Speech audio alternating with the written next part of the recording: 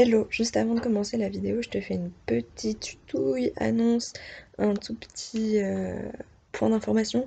Le son des 7 premières vidéos vont pas être top parce que du coup je les ai enregistrées en même temps et du coup je devais apprendre à gérer un nouveau truc. Ce qui fait que le son est vraiment pas ouf pour les 7 premières vidéos du coup que j'ai tourné en même temps, je me répète. Pareil, j'ai pas pu faire en face cam parce que ça me prenait beaucoup de temps, mais je voulais quand même faire ce calendrier de l'art artistique. Du coup, tu verras pas ma tête, mais c'est pas grave. Du coup, j'ai fait une voix off qui t'explique voilà, la toile que je te présente aujourd'hui et je te laisse avec cette œuvre qui est La mort de Marat de David.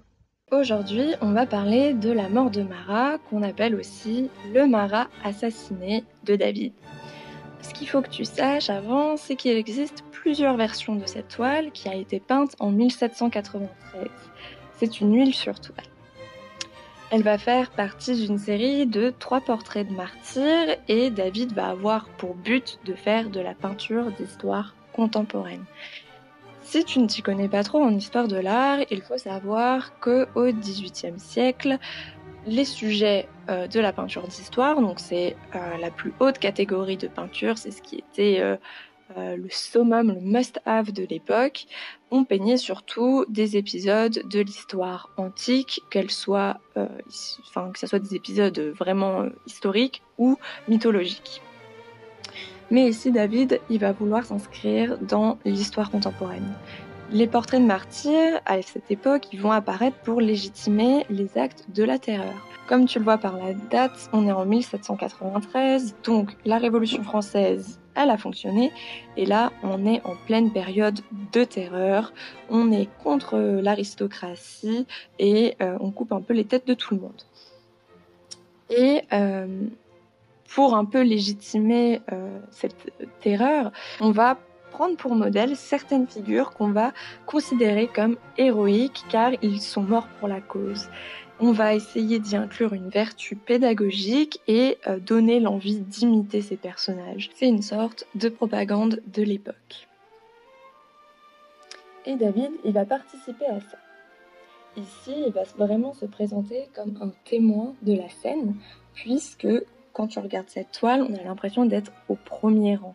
Il se positionne un petit peu comme j'ai vu et je le montre avec les détails que j'ai mis dans la toile. Il y a un témoin qui est notamment engagé puisqu'il va être dédicacé le petit écritoire en bois qui se trouve à droite.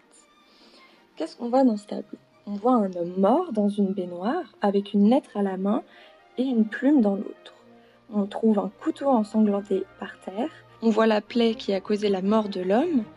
Et on a cette caisse en bois assez banale. La partie haute du tableau est vide, contrairement à sa partie basse où tous les éléments sont réunis.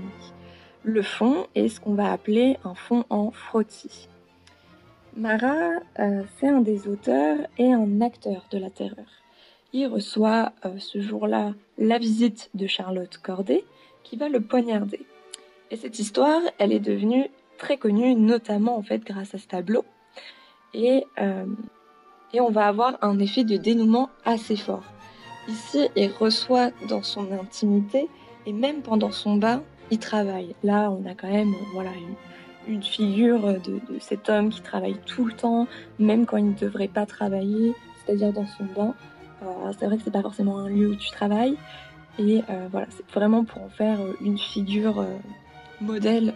Toujours pour accentuer ce côté de martyr, on a un effet de pauvreté par cette petite caisse de bois très banale. On a aussi ce drap qui est un petit peu comme un linceul qui a été rapiécé. Donc là, Marat, il est un petit peu portraité comme le désintéressement et le vœu de pauvreté. Et c'est aussi en lien avec une critique de l'aristocratie qui, elle, évidemment, n'est pas du tout dans la pauvreté. La caisse de bois aussi, elle peut totalement te rappeler une stèle funéraire, notamment avec cette inscription à Marat, David.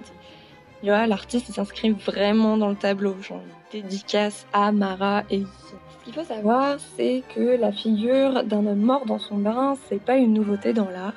Et en fait, c'est souvent les philosophes qu'on voit morts dans leur bain. Et du coup, en fait, le message ici, c'est que la mort de Mara, elle est philosophique.